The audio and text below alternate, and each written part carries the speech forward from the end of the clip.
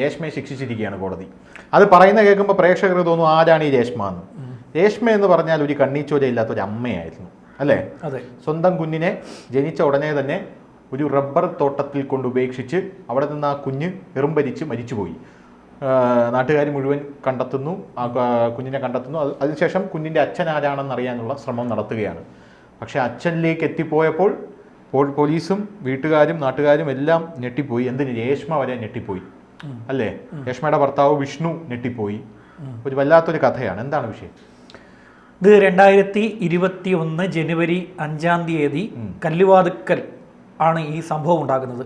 കല്ലുവാതുക്കൽ ഒരു ഈഴക്കോട് ക്ഷേത്രത്തിൻ്റെ സമീപത്തായിട്ട് റബ്ബറും തോട്ടത്തിൽ ഒരു കുഞ്ഞിനെ കണ്ടെത്തി, നാട്ടുകാർ കണ്ടെത്തി. അത് അപ്പോഴത്തേക്ക് എറുമ്പരിച്ചിരുന്നു ആ കുഞ്ഞിനെ.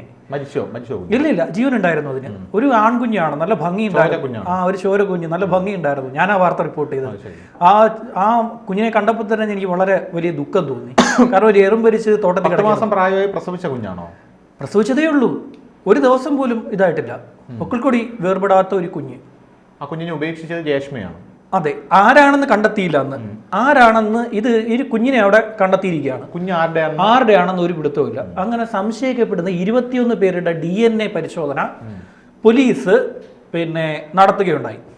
പോലീസ് നടത്തി ഏതാണ്ട് 6 മാസങ്ങൾക്ക് ശേഷമാണ്, ജൂണിലാണ് ഈ ആളെ കണ്ടുപിടിക്കുന്നത്.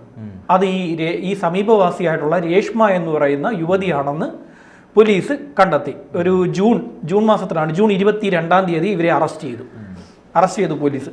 അപ്പോൾ ഇവരെ അറസ്റ്റ് ചെയ്തു. പോലീസ് ചോദ്യം ചെയ്തപ്പോഴാണ് ഇതിൻ്റെ വലിയ കഥയിലേക്ക് പോകുന്നത്. ഈ കുഞ്ഞിനെ ഈ സ്ത്രീ ഉപേക്ഷിക്കാനുള്ള കാരണം ഇവരുടെ കാമുകനാണ്. അനന്തു എന്ന് പറയുന്ന ഫേസ്ബുക്കിൽ ഇവർ പരിചയപ്പെട്ട കാമുകന്റെ നിർദ്ദേശപ്രകാരമാണ് ഇവർ ഈ കുഞ്ഞിനെ ഉപേക്ഷിച്ചത്. ഇനി ഒരു കുഞ്ഞുണ്ടാവുകയാണെങ്കിൽ, അതായത് ഇവരൊരു ഭാര്യയാണ്, വിഷ്ണുവാണ് ഭർത്താവ്. ആ ഭാര്യയായിരിക്കുമ്പോൾ തന്നെ ഫേസ്ബുക്കിൽ കൂടെ പരിചയപ്പെട്ട ഒരാളുമായിട്ട് ഇവർ ബന്ധം സ്ഥാപിക്കുകയും അവരുമായിട്ട് പ്രണയത്തിലാവുകയും. അതെ, ആനന്ദു എന്ന പേരിലുള്ള ഫേസ്ബുക്കിലുള്ള ഒരാൾ. അപ്പോൾ അയാൾ ഇവരോട് പറഞ്ഞു, ഈ കുഞ്ഞിനെ, ഇനി ഒരു കുഞ്ഞുണ്ടാവുകയാണെങ്കിൽ ആ കുഞ്ഞിനെ നിന്നെ ഞാൻ സ്വീകരിക്കില്ല എന്ന് ഈ സ്ത്രീയോട് പറഞ്ഞു. അതിന്റെ അടിസ്ഥാനത്തിലാണ് ഇവർ കൊണ്ടുപോയി ഈ കുഞ്ഞിനെ ഉപേക്ഷിച്ചതെന്ന് ഇവർ മൊഴി കൊടുത്തു. പിന്നീടാണ് ഇതിന്റെ വലിയ കളി പുറത്തു വരുന്നത്. ഈ അനന്തു ആരാണ് എന്നുള്ളത് പോലീസ് വ്യാപകമായി പോലീസിന്റെ സൈബർ വിഭാഗം അന്വേഷിച്ചു. ആ അന്വേഷണം നടക്കുന്നതിനിടെ ഈ രേഷ്മയുടെ ബന്ധുവായിട്ടുള്ള ഗ്രീഷ്മയും ആര്യയും, 2 യുവതികൾ, ഈ 2 യുവതികളുടെയും മൃതശരീരം ഇത്തിക്കര ആറ്റിൽ കണ്ടെത്തി. അന്വേഷണം അനന്തുവിനെ കണ്ടെത്തിയില്ല, അതിനു മുമ്പേ ഇവരുടെ ബന്ധുക്കളായിട്ടുള്ള ഗ്രീഷ്മയുടെയും ആര്യയുടെയും മൃതദേഹം കണ്ടെത്തി. അതായത് ജൂൺ 22-നാണ് ഇവരുടെ അറസ്റ്റ്. ജൂൺ 25-നാണ് ആര്യയും ഗ്രീഷ്മയും മരണപ്പെടുന്നത്. ജൂലൈ 3-ാം തീയതി പോലീസ് കണ്ടെത്തുന്നു ഈ മരണപ്പെട്ട ആര്യയും ഗ്രീഷ്മയുമാണ് ഈ കാമുകന്മാർ. ഫേക്ക് അക്കൗണ്ട് വഴി. എന്തിനാണ് അവരങ്ങനെ ചെയ്തത്? അവർക്കൊരു തമാശ, പ്രാങ്ക് കാണിച്ചതാണ്. ആ മനോവേദനയിൽ പോലീസ് പിടിക്കും എന്നുള്ള പോലീസ് ചോദ്യം ചെയ്യാൻ വിളിപ്പിച്ച ഭയം, അന്വേഷണം എന്തായാലും അവരിലേക്ക് എത്തുമെന്ന് മനസ്സിലായി. അത് മനസ്സിലാക്കി ഭയന്ന് മരിച്ചതാണോ, അല്ലെങ്കിൽ ഈ കുഞ്ഞ് മരണപ്പെട്ടതിൽ ഹൃദയവേദന കൊണ്ട് മരിച്ചതാണോ? അല്ല, ഈ പോലീസ് പിടിക്കുമെന്നുള്ള ഇതിൽ പോയി മരണപ്പെട്ടതാണ്. പോലീസ് പിടിക്കുമെന്നായപ്പോൾ പേടിച്ചു പോയി. മാത്രമല്ല ഈ രേഷ്മ ഈ 2 സ്ത്രീകളോട് മാത്രമേ, അല്ല, ഈ അനന്തു എന്ന് പറയുന്ന കാമുകനോട് പറഞ്ഞിരുന്നു, ഞാൻ ഗർഭിണിയാണ്, അപ്പോൾ ഞാൻ ആ കുഞ്ഞിനെ ഉപേക്ഷിക്കുകയാണെന്നൊക്കെയുള്ള കാര്യം പറഞ്ഞിരുന്നു. അപ്പോൾ സ്വാഭാവികമായിട്ട് എന്താവും, ഈ ഫേക്ക് അക്കൗണ്ടിൽ നിന്ന് വന്നിരിക്കുന്ന ഗ്രീഷ്മയും ആര്യയും ഈ കേസിൽ പ്രതിയാവും. ഫേക്ക് അക്കൗണ്ടിൽ വന്നാണ് പറഞ്ഞിരുന്നെങ്കിലും ഈ കൊലപാതകത്തിന് മോട്ടീവല്ലേ കൊടുത്തിരിക്കുന്നത്, കൊലപാതകത്തിനുള്ള നിർദ്ദേശം കൊടുത്തതാണ്. അപ്പോൾ എന്താണ്, കൂട്ടുപ്രതിയാവും. അത് മനസ്സിലാക്കിയപ്പോഴാണ് 2 പേരും പോയി ഇത്തിക്കരയാറ്റിൽ ചാടി മരണപ്പെട്ടത്.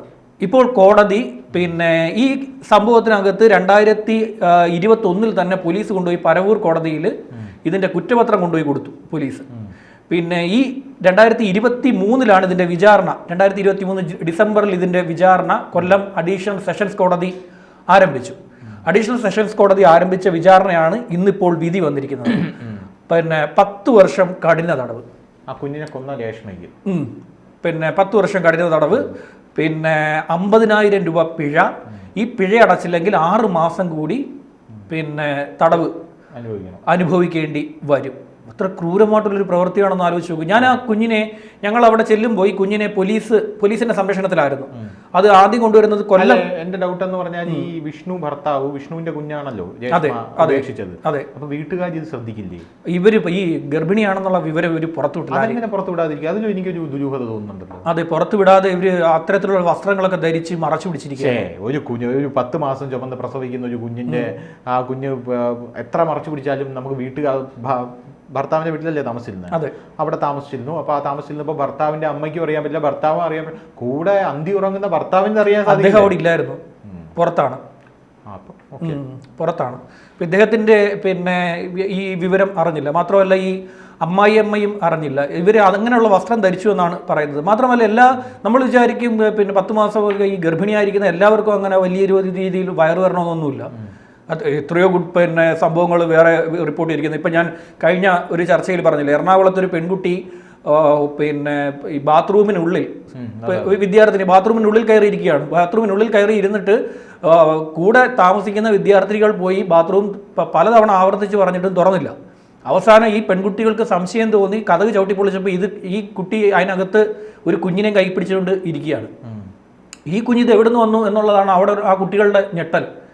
ഇത് പെട്ടെന്നൊരു ദിവസം ഈ കുട്ടിയുടെ കയ്യിൽ ഒരു കുഞ്ഞിരിക്കുന്നു. പിന്നീടാണ് അറിയുന്നത് ഈ കുട്ടി പ്രസവിച്ചതാണെന്ന്. അപ്പോൾ എല്ലാ ഇതൊന്നും നമുക്ക് പറയുന്ന പോലെ എല്ലാവരും ഗർഭിണിമാരെ കണ്ടു കഴിഞ്ഞാൽ എല്ലാവരും ഒന്നും നമുക്ക് മനസ്സിലാകണമെന്ന് ഇല്ല. മാസം തികയാതെ പ്രസവിക്കുകയാണെങ്കിലും ഓക്കെ. ഈ കൂടുതലും ഈ ഇതുപോലുള്ള കേസുകളിൽ മാസം തികയാതെ പ്രസവിക്കുമല്ലോ ആൾക്കാർ. ഈ 7 മാസം 8 മാസം ഒക്കെ ആയിട്ട് കുഞ്ഞിനെ കൊണ്ട് ഉപേക്ഷിക്കുമല്ലോ, അങ്ങനെയൊക്കെ ചെയ്യുമല്ലോ. അതൊക്കെ ആണെങ്കിലും ഓക്കെ. പക്ഷേ ഈ 10 മാസം പൂർണ്ണ വളർച്ച എത്തിയിട്ട് ഒരു കുഞ്ഞ് പുറത്ത് വരുമ്പോൾ എനിക്ക് എന്തോ ഒരു വിശ്വസിക്കാൻ ഒരു ബുദ്ധിമുട്ട്. അല്ല, എല്ലാവർക്കും അങ്ങനെ വരണമെന്നില്ല. ഈ സംശയമൊക്കെ നമ്മൾ അന്ന് പോലീസിനോട് ചോദിച്ചതാണ്. പോലീസ് എന്താ പറഞ്ഞു? പോലീസ് പറഞ്ഞതെന്ന് വെച്ച് കഴിഞ്ഞാൽ അവർ ആ രീതിയിലുള്ള വസ്ത്രങ്ങൾ ധരിച്ചു. ആ രീതിയിലുള്ള വസ്ത്രം അവർ വളരെ പ്ലാൻഡ് ആയിരുന്നു. ഈ കുഞ്ഞിനെ വിഷ്ണു ചോദിക്കില്ലേ? വിഷ്ണുവിന്റെ കുഞ്ഞല്ലേ ഇത്? അതെ, അദ്ദേഹം അറിഞ്ഞില്ല. ഭാര്യ ഗർഭിണിയാന്നുള്ളത് ഭർത്താവ് പറഞ്ഞില്ല. ഫാമിലി ചിരിക്കാൻ പാടില്ലല്ലോ. നല്ല ഫാമിലി എന്ന് പറഞ്ഞതുകൊണ്ടാണ് ഞാൻ ചിരിച്ചത്. പക്ഷേ ആ കുഞ്ഞിനെ ധനുഷ് കാണണമായിരുന്നു. നല്ലൊരു കുഞ്ഞായിരുന്നു, നല്ല ഓമനത്തുള്ളൊരു കുഞ്ഞായിരുന്നു. ഞാൻ അതിനെ കാണുന്നത് പാരിപ്പള്ളി മെഡിക്കൽ കോളേജ് വെച്ചിട്ടാണ്. ഇതിനെ ആദ്യം കൊണ്ടുവരുന്ന പാരിപ്പള്ളി മെഡിക്കൽ കോളേജിലാണ്. പാരിപ്പള്ളി മെഡിക്കൽ കോളേജിൽ നിന്ന് അവർ പറഞ്ഞ് തിരുവനന്തപുരത്തേക്ക് പെട്ടെന്ന് മാറ്റിക്കൊള്ളാൻ പറഞ്ഞു. തിരുവനന്തപുരത്തേക്ക് മാറ്റുമ്പോൾ പോലീസ് ഇങ്ങനെ വളരെ ഇതായിട്ട് ഇങ്ങനെ എടുത്തുകൊണ്ട് ആംബുലൻസിലേക്ക് പോലീസ് കൊണ്ടുവന്നൊരു വനിതാ ഉദ്യോഗസ്ഥയായിരുന്നു. ഞാൻ അന്നേരം ആലോചിച്ചു, എന്തിനാണ് ഈ കുഞ്ഞിനെ ഉപേക്ഷിച്ചത്? ആ കുഞ്ഞിനെ കൊണ്ടുപോയി റബ്ബർ തോട്ടത്തിൽ ആ പട്ടികളുടെ നായ്ക്കളുടെ ശ്രദ്ധയിൽപ്പെട്ടില്ല. നായ്ക്കൾ ഇഷ്ടം പോലുള്ള ഒരു ഏരിയ ആണത്. പിന്നെ കടിച്ചു പറിച്ചു കളയില്ലേ. ഇത് ഈ 10 വർഷമൊന്നും കൊടുത്താൽ പോരായിരുന്നു. 10 വർഷം കൊടുത്താൽ പോരായിരുന്നു. ഇപ്പം വളരെ ഒരുങ്ങി സിന്ദൂരമൊക്കെ നെറ്റിയിലിട്ട് ഉത്തമയായ ഭാര്യയായിട്ടാണ് ഇപ്പൊ വിധി കേട്ടിട്ട് പോയത്. അത് ശരി. സിന്ദൂരമൊക്കെ നെറ്റിയിലിട്ട് ഉത്തമയായിട്ടുള്ള ഒരു ഭാര്യയായി വിധി കേട്ട് ശിക്ഷ. എത്ര നാൾ കഴിഞ്ഞാണ് ഇപ്പൊ ഈ വിധി വരുന്നത്? 3 കൊല്ലം കഴിഞ്ഞ് 2021-ലുണ്ടായ. അല്ല, ജാമ്യം കിട്ടി പുറത്തായിരുന്നു. ജയിലിൽ പോയി കിടക്കുവോ അതേ ഇനി പുറത്തിറങ്ങി വരും? എങ്ങനെ അപ്പീലിന് പോകണമെങ്കിൽ 5 കൊല്ലം കഴിയണം. 3 വർഷം കഴിഞ്ഞാലേ അപ്പീലിന് പോകാൻ പറ്റൂ. ഹൈക്കോടതി ഇത് ലിസ്റ്റ് ചെയ്യണമെങ്കിൽ പോലും 5 കൊല്ലം എടുക്കും. 5 കൊല്ലം കഴിഞ്ഞാൽ ഈ അപ്പീൽ എന്ന് പറയുന്ന കാര്യം നടക്കുകയുള്ളൂ. 5 വർഷത്തിൽ താഴെയുള്ള ശിക്ഷയാണെങ്കിൽ. എന്റെ ഒരു ഡൗട്ട് എന്ന് പറഞ്ഞു കഴിഞ്ഞാൽ ഇത് കുഞ്ഞിനെ ഇവര് ഉപേക്ഷിച്ചതാണ്, അല്ലാതെ കുഞ്ഞിനെ ഇവര് കൊന്നിട്ട് ഉപേക്ഷിച്ചതാണ് അല്ല. 10 കൊല്ലം കിട്ടുന്നതിന്റെ ഒരു ഇതെങ്ങനെയാണ്? അതായത് കുഞ്ഞിനെ ഉപേക്ഷിക്കുന്നതിന് നമുക്ക് 10 കൊല്ലം, ഇത് കൊലപാതക കുറ്റമല്ലല്ലോ. അല്ല, ഇതെടുത്തിരിക്കുന്നത് നരഹത്യ കുറ്റം എടുത്തിരിക്കുന്നത്. നരഹത്യ 304 എടുത്തിരിക്കുന്നത്. നരഹത്യ കുറ്റം എടുത്തിട്ടുണ്ട്. ബാലാവകാശ നീതി നിയമത്തിലെ 75-ാം വകുപ്പ് പ്രകാരം കേസെടുത്തിട്ടുണ്ട്. ഈ 2 സാധനം എടുത്തിട്ടുണ്ട്. നരഹത്യയാണ്. കുഞ്ഞിനെ അവർ കൊണ്ടുപോയി ഉപേക്ഷിച്ചുകൊണ്ടല്ലേ ആ കുഞ്ഞ് അവിടെ കിടന്ന് മരണപ്പെട്ടത്. അമ്മത്തൊട്ടിൽ ഇവിടെ കാണും കൊണ്ടുവന്നത്. കുഞ്ഞുങ്ങളില്ലാത്ത എത്രയോ പേര് ദമ്പതിമാര് കുഞ്ഞുങ്ങളെ അന്വേഷിച്ച് നടക്കുന്നുണ്ട്. അപ്പോൾ അങ്ങനെയുള്ള ആർക്കെങ്കിലും കൊടുക്കുന്നതിന് പകരം ഇങ്ങനെയുള്ള ഒരു കാര്യം ചെയ്യുക. പിന്നെ മരണപ്പെട്ടവളുമാർ ഇതിനേക്കാൾ വലിയ ക്രിമിനൽസ്. അവളുമാരെ ഈ അനന്തു എന്നുള്ള ഫേക്ക് ഐഡി എന്ന് പറഞ്ഞു കൊടുത്തത് ഈ കുഞ്ഞിനെ ഉപേക്ഷിക്കാൻ പറഞ്ഞ്, നീ പ്രസവിച്ചു കഴിഞ്ഞാൽ ഉടനെ നീ ഈ കുഞ്ഞിനെ, അവളുമാർക്ക് ഒരു രസം, അവളുമാർക്ക് അതിലൊരു ആനന്ദം. ബന്ധുക്കൾ എന്ന് പറയുമ്പോൾ ഭർത്താവിന്റെ ബന്ധുക്കൾ, ഭർത്താവിന്റെ സഹോദരന്റെ ഭാര്യ, സഹോദരന്റെ പുത്രി, ഭർത്താവിന്റെ സഹോദരന്റെ പുത്രി, സഹോദരന്റെ ഭാര്യ. അതായത് വിഷ്ണുവിന്റെ സഹോദരന്റെ ഭാര്യയും മറ്റൊരു സഹോദരന്റെ പുത്രി. അവർ രണ്ടുപേരും കൂടാണ് ഈ പണി ഒപ്പിച്ചു വെച്ചു കൊടുത്തത്. ഈ അവസാന നിമിഷങ്ങളിലെങ്കിലും ഇത് ഇപ്പോൾ ഇവരെന്തായാലും ചാടിപ്പോകാൻ നടക്കുന്നു, ആരുടെ കൂടെങ്കിലും ചാടിപ്പോകാൻ നടക്കുകയാണ് ഈ പറയുന്ന രേഷ്മ. എന്നാൽ അവസാനം ഈ കുഞ്ഞ് മരണപ്പെടുന്ന ഒരു ഘട്ടത്തെങ്കിലും ഈ കളം പറഞ്ഞു കൊടുക്കണ്ടേ? അയ്യോ, കുഞ്ഞ് മരണപ്പെടുന്ന ഒരു അവസ്ഥയിലേക്ക് എന്തായാലും ഇവള് കൊണ്ടുപോയി കുഞ്ഞിനെ കളയുമെന്ന് അവർക്ക് മനസ്സിലായല്ലോ. കുഞ്ഞിനെ കളയും എന്ന് മനസ്സിലാകുമ്പോഴത്തേക്ക് അന്നേരം പറയണ്ടേ അങ്ങനെ ചെയ്യാൻ പാടുണ്ട്. ഒരു കുഞ്ഞിൻ്റെ ജീവനല്ലേ വെച്ച് കളിച്ചത്, അതിനെന്താ രണ്ടിൻ്റെയും ജീവൻ പോയി. ഇത്തിക്കരെ ആറിന് ഒരു പ്രത്യേകതയുണ്ട്, എന്തറിയുമോ? ഇത്തിക്കരെ ആറിനെ അടുത്ത് നിന്ന് കണ്ടവരാരും തിരിച്ചു വന്നിട്ടില്ല എന്നാണ്. ഇത്തിക്കരെ ആറിനെ അടുത്ത് നിന്ന് കണ്ടവരാരും തിരിച്ചു വന്നിട്ടില്ല എന്നൊരു ചരിത്രം ആ ആറിനുണ്ട്. പണ്ട് എനിക്കൊരു സംഭവം ഉണ്ടായിട്ടുണ്ട്. ഞാനൊരു ദിവസം ഈ ഇത്തിക്കരെ ആറിൻ്റെ തീരത്ത് ചെന്ന് നിന്ന് ഈ ഇത്തിക്കരെ ആറൊക്കെ കണ്ടുകൊണ്ട് കുറച്ചു നേരം ഒരു രസം എന്നുള്ള രീതിയിൽ നിന്നു.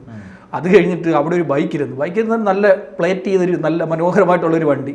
അപ്പോൾ എനിക്കിത് കണ്ടപ്പോൾ എനിക്ക് വളരെ ബുള്ളറ്റാണ്, എനിക്കിത് കണ്ടപ്പോൾ വലിയ സന്തോഷം. ഞാൻ ഇത് ബുള്ളറ്റിനോടൊക്കെ എനിക്ക് ആരാധനയുള്ള ഒരാളാണ് ഞാൻ. അപ്പോൾ ഞാൻ പഠിക്കുന്ന സമയം കൂടെ. അപ്പോൾ ഞാനത് ഇതിൻ്റെ അടുത്ത് ചെന്ന് സെൽഫിയൊക്കെ എടുത്ത്, മൊബൈലിൽ ഫോട്ടോയൊക്കെ എടുത്ത് സെൽഫിയൊക്കെ എടുത്ത്. ഇതൊക്കെ കഴിഞ്ഞിട്ട് ഞാൻ കോളേജിൽ പോയി തിരിച്ചു വന്നപ്പോൾ കാണാൻ ഭയങ്കര ബഹളം അവിടെ ഇത്തിക്കരാറിൻ്റെ അവിടെ മൊത്തം പിന്നെ എന്താ പറയുക, സ്കൂബ ടീമൊക്കെ ഇറങ്ങി തപ്പിക്കൊണ്ടിരിക്കുക. ആരോ ഒരാൾ അവിടെ കൊണ്ടുവച്ചിട്ട് ഈ ബൈക്ക് വെച്ചിട്ട് വെള്ളത്തിച്ചാടി മരണപ്പെട്ടത്.